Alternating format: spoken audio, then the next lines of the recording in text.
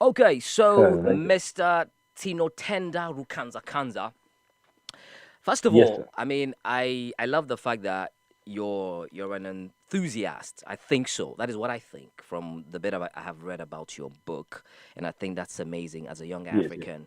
I mean, being a first year student, correct, at the university, and being able to be that one who has broad mind, in thinking about how the society can transform for the good, for the benefits of every African. I think that is great. Yes, Not just yes. Africans, but our brothers and sisters in the diaspora as well. But then let's start with Yes, yes, this. yes. Let's start with you on a more personal level, okay?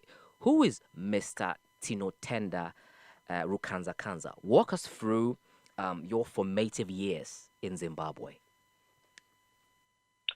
All right. I think the best way to actually begin my story is just by giving a little analogy that I always like to give people. Wow. Whenever stones are thrown at you, Mm, the best thing that you do is you feel the pain, but you don't throw those stones back. You use those stones to actually build the empire and the legacy that you want to see in your life. So I absolutely. think in my formative years, there were so many struggles that I saw around me, so many issues that I saw affecting people, but also affecting myself.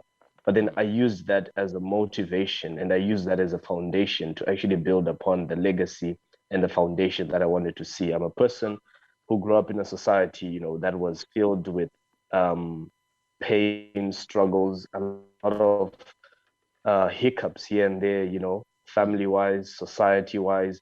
I grew up in a definition of a broken society, but mm, a broken society that was mending itself to become something great. mm. So this within itself motivated me to actually develop something that was rather extraordinary to create a basic foundation as to what I wanted to see as a change within the society. Mm. What an inspiring Yes. story. I mean, so you were at what age would you say, or is it throughout your younger period, or at what age would you say you started understanding that this is not really the way to go in our society? Is it at the age of 10, 11, 15? Okay, I think the greatest motivation in my life came when I was just about to turn 13. That's when I realized that it's no longer a period or a state of actually trying to figure out how to deal with pain, but it's rather a period of saying, how do you use that very pain or that very struggle that you're facing to develop something better within society? So I Mm, should say maybe when I was becoming a teenager that just like in the Jewish religion, how in the Jewish religion, once you're 12, it's a symbol of you turning into a man and you're not supposed to walk into the paths that define who you are. So I felt like that is something similar that happened to me. And I was just moving from that stage and moving into something that I was then going to consider as mm, my foundation. mm. You were staying with both parents, or with your No, mother, no, or no. your father? No, no, no. I grew up most of my life with my mother Mm, and also my grandmother. okay. Uh, Mm. Never in my life did I have an actual long period living with my father. Well, that's quite unfortunate. But then, I mean, you're turning that into diamonds right now, which I can see. Now, what parts of your upbringing with your mother and your grandmother would you say inspired your book? Yes. Um, well, I can't specifically give that particular moment where I was inspired to do that because, this book, it's inspired by multiple moments that existed. But the first thing that I'm proud to say that I was given by both people in my life and everyone I met was the ability to follow God. I'm a very faith-based individual. I'm a Christian and I believe in my standards and my morals. So I think that very thing that I was given, to follow and understand who God was, it then led to me being inspired to use my abilities to actually change the society. So every other situation or every other experience that I then had was just an encompassing of what I then just put within a book Hmm. and speak about the general spectrum of what I talk about. Do you have did you experience or had any let's say non-encouraging elements fusing in from your personal side? By that I mean your mom, your grandma, or even your people, your immediate relationships with your friends, peers, and other extended families? Did you see anything of that sort trying to discourage you from forming you into who you want to be and who you started becoming? During the launch, I said this, Mm, that I think my major weakness, but my best strength mm, is people that don't believe in me. If you want me to do anything, regardless whether it's possible or impossible, mm. just tell me that I can't do it. It sort of like drives me and motivates me to just show you that anything is possible. So I got a lot of that, growing up. I wouldn't want to put it into actual context, Mm, but I did get people around me, people that didn't believe me, people that rejected me, mm. but that alone was actually how I got my strength. That is how I was pushed to show people that no, regardless of coming from a broken society, regardless of coming from a painful society, you still have that capability to change the world. Because changing the world is not about how where you're coming from per se, but it's all about where you're going. Right, But then you always use the inspiration and the motivation from where you're coming from to know why you really want to change the world. right, So of course I had those, but they were never a hindrance in terms of my path. right. Now, let's move away Yeah, from your personal, life, and let's go into the book. yeah, What I found quite intriguing for me, first of all, was the title hmm, of the book. What yeah, inspired the thinking? yeah, Because, I mean, I would want to understand a title of a book or whatever I'm about to read to yeah, to push me more. If I were Africa meets Asia, the ideal country we seek to achieve. An average yeah. man would sit back and say, I think I'm looking at three different titles. What inspired the thinking Yeah. behind this? You know, I don't know. I think there's a whole lot more in the title. What inspired it? All right. I was just looking at the African society. I was looking at how dynamic we are. But then the one thing that I realized with Africans is we are so good in being too dependent on a particular entity. For example, I feel like most Africans, they talk about how governments have failed. They talk about how the economic systems in our countries have failed. Mm, Everybody knows how to show the flow within another entity. So, I try to develop this form of idea of saying that if you were to exist in a similar scenario, if you were to exist in the shoes of government, if you were to exist in the shoes of any economic system that exists within the world, what impact would you then have rather than what you see when you actually talk about what people are doing? For example, I give a principle, I think in chapter one, where I talk about what I call the 60-40 principle. In the 60-40 principle, I outline the idea that government has 60% of developing the country, mm-hmm, citizens are 40% of developing the country. mm, But government is an entity that comprises of less than 500 people, and then the citizens make up the rest of the entire nation. So if you had to look at the actual mathematics, the 40% principle we have in developing the country, because of how many citizens are there, is broad and it's wide. So mm-hmm, when I say if I were, I'm talking about if everybody were to exist in that particular system, if everybody were to exist in the government, if everybody were to exist within the economic system, mm-hmm, what roles would they have to play mm, in achieving the ideal country? And of course, Africa meets Asia was the basic idea that when I moved into India, right. I was shocked.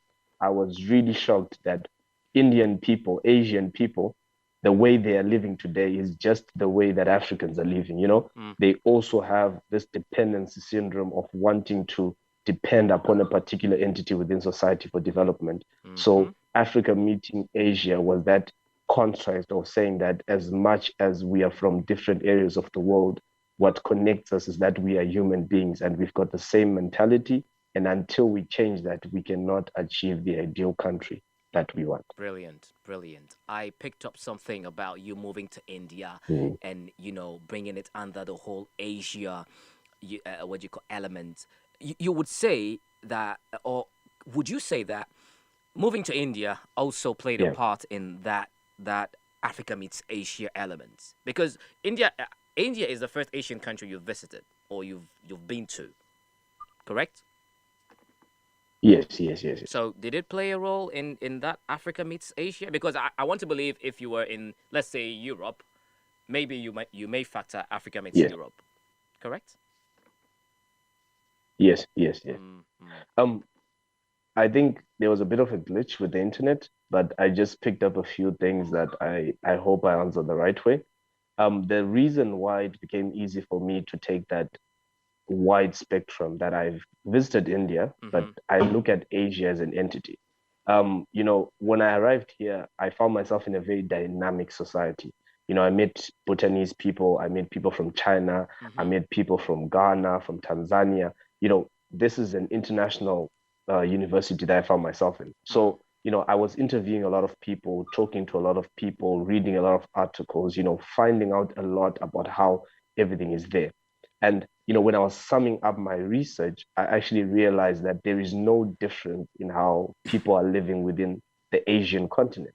And Mm-hmm. then when I looked at India specifically, I realized that the country that colonized India and the country that colonized most African countries is Is the actually is Britain, the same? Yeah. and the the mental aspect of Mm-hmm. colonialism was Yeah. still left within the mindset of people. True. So that True. one thing then unites us Mm. to actually bring us to a simple ideology. We can make it complex, but it's very simple that Yeah. we were all colonized, Mm-hmm. but that colonialism in the mind is something that we haven't fully dealt with. Mm-hmm. So it's something that we all need to answer to and bring out our abilities Mm. without having to sideline the fact that we're a sovereign country and we need so many more to develop our country. Amazing.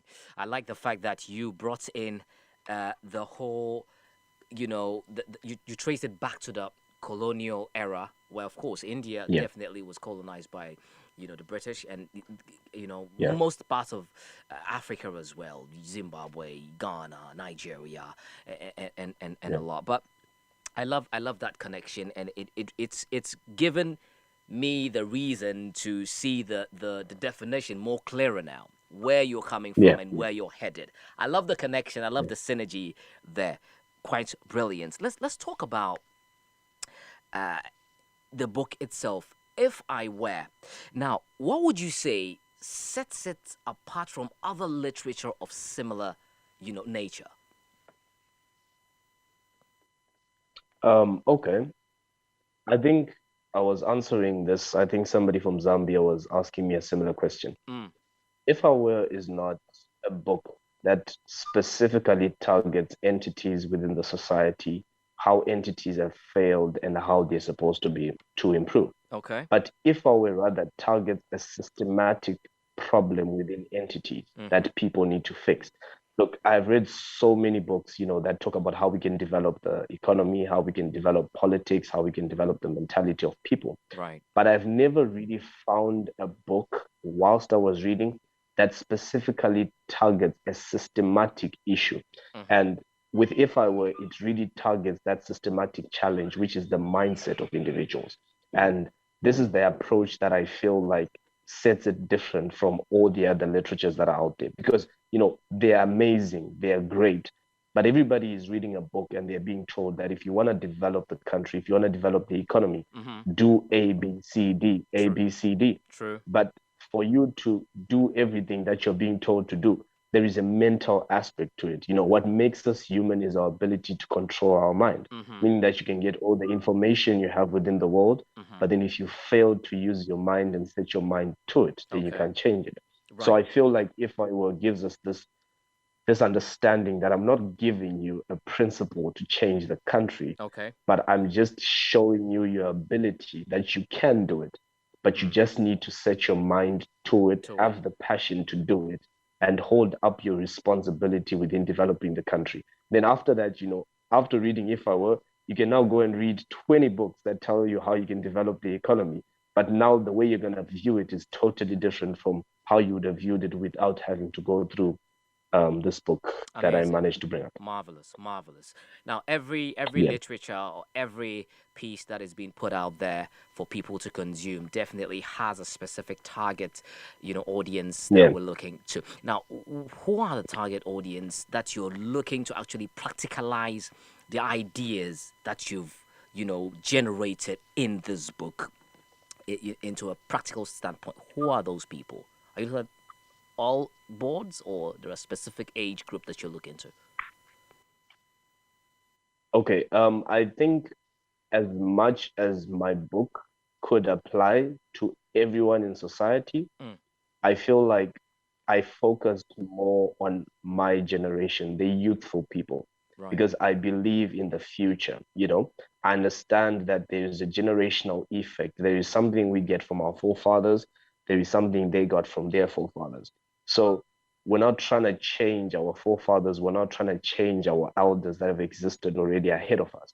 But we're Mm-hmm. saying in what our elders have done, we don't want to follow their path. You know, I always used to use the statement that being great is not the ability to walk a path another great man walked, Mm-hmm. but is the ability to walk your own path and make it great. So Right. I write to the youth, you know, wanting them to walk their own path Mm-hmm. and make it great, but not driving away from the fact that the elders we have in society today, we have so much to learn from them, but Mm-hmm. we shouldn't become them. We shouldn't mimic what they have done. Because if we mimic everything they have done, our country would have been a different place. Our society would have been a different place. Our globe would have been a different place. We wouldn't have the problems we have today.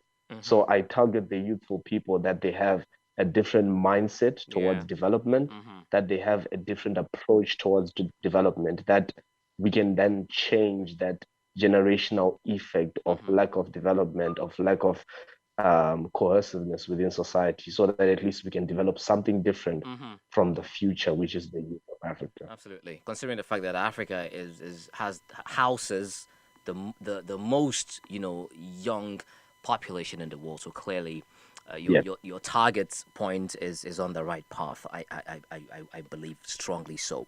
Now let's talk about now, you as a young author. You've already yeah. published 5 books. This is your sixth or fifth? This is your sixth. This is your sixth. It's it's my fifth, you know, Your fifth. This is fifth, your fifth, fifth. rather. Okay, so 4 already. Yes, Tell me, yes. how has it been? How has the masses or the people out there, how have they, welcomed, or what was the reaction so far with your previous works? Okay, I'll take you maybe through a short journey. Mm. When I wrote my first book, you know, everybody was shocked. Like, okay, this thing just happened. You know, it was more of that situation like it's not something you just expect, you know, from a young man Mm-hmm. who just completed high school, Yeah. who's just trying something new, you know. Everybody just thought it was a project that I was just doing because I had nothing to do, you know. I Yeah. just finished my high school. I was just working, waiting to go to university, you know. True. We are so bound as humans to find ourselves just working on something. But I think after they read the piece of work, you know, so many people now had a lot of questions that, okay, Mm-hmm. we see the road that you're trying to take, but what about this? You know, Yeah. how do you address this? I remember so many people like, you have addressed leadership to us, but you know, we still have problems with our Christianity. True. And then we gave them a book. That was The Forsaken Revelation. We talked about Christianity. We Okay. talked about the principles we've lost in society. You know, after that, it came back again to political ideologies, political views, development of country. Then we gave them If I Were, the first edition, you know. Mm-hmm. So it's like it became a channel that the audience realized that, okay, we are onto something. I think we are developing something, but we've got a lot of questions. So, you know, that's what I tried to keep on doing, you know, giving people the answers to the questions they had. And it was so shocking, Mm. very shocking. I think I was having a conversation with a friend yesterday. I was like, you know, we all think that the brain has to be taught. You know, we think that we read so that we teach the brain and then the brain knows something. Right. But I actually realized that the brain is an organ that Mm-hmm. knows things already. Right. But what we do is we remind the brain as to what it's supposed to know. So, Okay. you know, no man is an epitome of knowledge. No man can monopolize knowledge. No man can stand with knowledge and say that I am knowledgeable. Right. So everybody knows something, but Mm-hmm. nobody knows everything. Exactly. So I think throughout the journey, I realized that what I know and what I have in my mind, what Mm-hmm. I've experienced can help somebody. You know, I'm not trying to help 2 million people, Right. but I'm trying to help the 20 people that can Mm-hmm. then help 20 more people that can then help an entire nation. So I think from book one, Mm-hmm. that's just been me until today. It's five. Right. And this one is out. I'm already asking myself, okay, what else is society asking? What else can I write Mm-hmm. about? What Mm-hmm. else can we talk about? What else can we do to help the country? And that's been the drive. That's Absolutely. been the drive. Now, amazing. 5 books so far. You're a student, a first year. You just completed your first year at the university. How, I mean, trust Yeah. me, I've been a student before, and I know how hectic it is. For some of us, we just don't want to, Yeah. we just want Yeah. to go write the paper, go for lectures, and we're done. You don't just go for Yeah. lectures, you don't go for studies, you go for research, and then you're thinking of writing a book. How do you manage to combine these two great tasks on your shoulders? Um, well, I think managing is a complex, something we've made complex. Mm, We've made managing something very complex. But I think the most important thing is passion. okay. When you're driven by passion, Mm-hmm. you give yourself time, you give yourself that ability to balance what you want. Okay. Understand that. I think I give an example where I say you can give 10 men, the job to build a house. Right. But if these men don't have passion, Mm, they can take a long time to finish that house. that is true. But give 3 men with passion the same job, Yeah. they will finish it way before those other people. So, balance is not something that I can put into principle and say that I balance because I do A, B, C. No, but I've got passion for what Mm-hmm. I do. I want to change the society. I believe it's possible. I believe we can do this. I don't believe in this society where people think it's broken. We are Mm-hmm. broken, but we can fix ourselves. We're just bent, but then we can straighten ourselves into that path. So I think passion is what has driven me. It's been difficult. It's not easy, Mm-hmm. but the passion drives me. The hard work, the commitment, the courage. Mm. I think it all comes with the passion that I have in what I actually do. Right. I think now for most young Africans out there who, always talk about, I have the passion to do this, I have the passion to do that. But at the end of the day, they get stuck in the middle of the road. I think by your Yeah. definition of passion and how far you've come with your books and your drive to make a Yeah. change, I think they'll start re-looking at the definition of passion. Maybe there's a second Yeah. definition to passion that we just found out from Mr. Yeah. Rukanzakanza. Now, tell me, we are actually faced with a lots of issues here and there globally. First of all, COVID-19. Clearly, Yes. Yeah. I mean, uh, it's the big issue right now. You can't talk about development, economy, climate. I mean, talk about the world issues without talking about the factor of COVID-19 in there. Also, you come to our West African regions, we've seen how coup d'etats have taken place, Guinea, Mali, Yeah. and how, Yeah. the Yeah. whole Boko Haram issues, the ISIS bombing here and there. We saw something Yeah. just a couple of days, I think yesterday in Uganda, Kampala. All of these things. One would ask you that why wouldn't you factor some of these things to maybe add to your book? Of course, you have the bigger idea, but why not balance it a bit to also Yeah. let people feel that, okay, this is what is happening. Let me just jump on it and make a piece out of it. Why so? Okay. I think you make a valid point, but I think the context and the matter within the book, it sort of answers to everything that is happening within the world right now. If you look at global peace, if you look at what people are doing, how people are fighting, Mm, it all draws back to one thing, which is the mental state of individuals we have in society. I right. think even with COVID-19, the way that we've dealt with it, the way people have responded to it, the way African countries have been going, the change of power, Mm-hmm. the civil wars, the lack of peace, Boko Haram, terrorism, all those things, Mm, we need to draw it back to where they've actually started. And mm-hmm. they've started from a systematic problem that came from the mentality of an individual. So this is exactly what I try to show to people that, we're so focused as to how we solve the Boko Haram issue. Mm-hmm. But what we're trying to do is to eliminate Boko Haram within society. But we're not trying to eliminate the reason why Boko Haram existed within the first place. See, Wow. Boko Haram is not the first of its kind as a terrorist group. Wow. Mm-hmm. We had Al Qaeda, we had all those things, we had so many other terrorist groups. Yeah. But what we managed to do in society is to eliminate the group. We Mm, eliminated a particular entity of a system, But the but source we still never worked on the exists. actual Mm, system, you know? Yeah. mm. If you want to remove a tree, you don't cut off a branch. Take it off You from know, the you root. cut the entire root system out. Absolutely.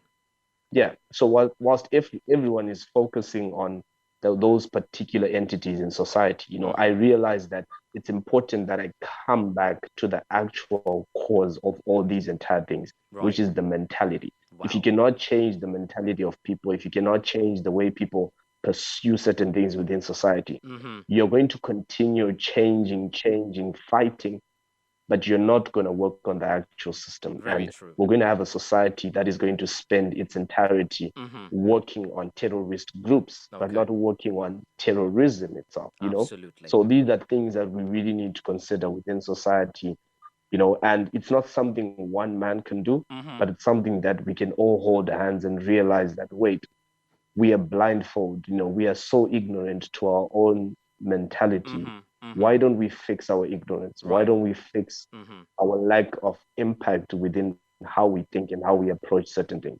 And So I think that's why I didn't do well mm-hmm. specifically into those entities, but I took the lesson behind those things and I realized that the answer is actually dealing with that mental aspect as to I how we I view things love in society. I love your answer, and I love that because these are peculiar elements that you hear in most scholars from Africa and the diaspora. Let's change the mentality, the mindset, Yeah, the mindset, the yeah, mindset, and you're not far from that. You're absolutely on the right place. Now let's talk about the ultimate. Now you're in India at the moment, and clearly, Edoofa is yes. in the center of the room, and yeah, also plays a part in your your the title of the book, Africa Meets India. Tell us about your experience. I mean, there are a lot of great things I believe you would talk about Edoofa, but tell us about your experience with Edoofa.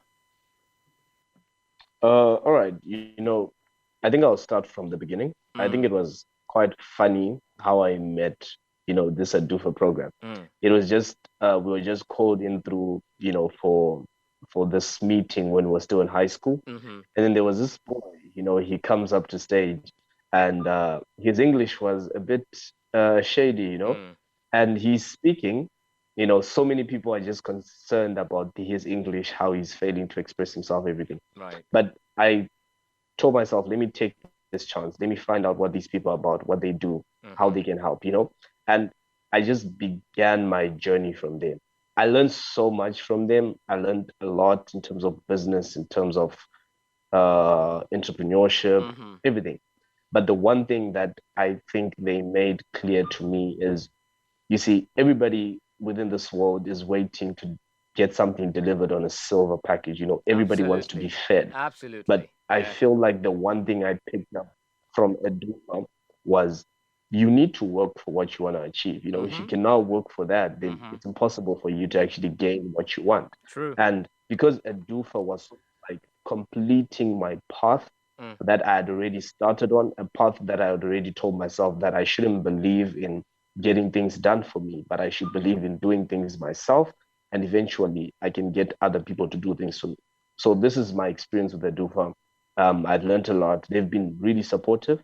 I think, you know, at the launch, the chief executive officer was actually the guest of honor, mm. and, you know, he was there. He said a couple of things that really helped me. He even made this, you know, radio interview possible. You know, this is something that's really important to me, you know, getting what I'm trying to say out there. I want as many people out there to know that, you know, so many things happening in society, but there is hope, there is a future, there is a change that is coming. And Absolutely. Edoofa has managed to help me with that. Yeah. Absolutely. Tinotenda Rukanzakanza from Zimbabwe and a bit of South Africa in there. Coupled with Edoofa powerhouse, brilliant, stuff you're putting out. Brilliant book. If I were Africa meets Asia, the ideal country we seek to achieve. And that is the author for you, ladies and gentlemen. Thank you very much for honoring this interview. And I would like to say thanks to the Edoofa team as well for standing behind you like a pillar. My goodness, amazing. Yeah. And Yeah. I believe Yeah. if people get to read this book, they trace it back to you, back to Edoofa, and the whole contribution collectively. I think it's going to be a better place for future African students to get to, and of course get to see the blueprints that you have laid down to also bring the mindset to change to Yeah. agree with what we need to do as a society to make it better for all. Okay, now tell me, who are those people that you would like to acknowledge, give thanks to, give credit to for, supporting you achieve this feat in your life? When I was speaking about the formative stages within my life, I talk about the first 13 years of my life and how, there were people that were standing with me, even though I was looking and experiencing the struggles of life. But then, how my mother and my grandmother managed to stand with me and push me into what I became. But there is a stage in my life that I cannot go on without defining, that I cannot go on and talk about my success without having to include that stage. Because from it, I found major principles that I've used throughout my books, that I've used with the support and the abilities that I've attained. And that's the stage where, you know, I was just going into high school. I'm a teenager. There's so many things happening within society. But then I needed, that figure in my life that was going to stand with me, that was going to believe in me, and that was going to give me so many principles. And this was the stage where my aunt and my uncle took me into their humble home, and they taught me so many principles in life. They taught me how to nurture myself into becoming a man, how to nurture myself into becoming a God-fearing man who's impactful within society. And that was a major importance within my writing career, within my debating career, within my national service. So many things that I managed to achieve, under their leadership and under their love. So that's a stage of life that I can never ignore. And I would like to give all gratitude to them and thank them for believing me the same way that my mother and my grandmother had also believed in me. And, also with my siblings, there is something that people always say that charity begins at home.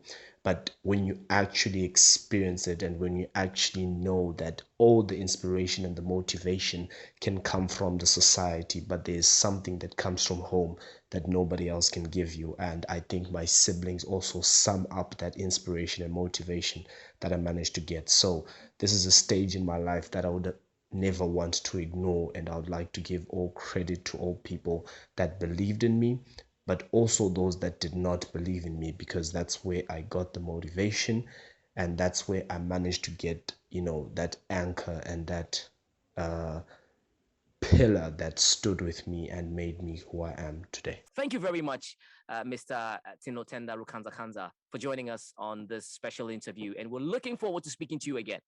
Yes? Certainly, certainly. Thank you. All Thank you right. very Take much for care. the Have a time. wonderful day. Okay. Bye bye. Bye bye. All right.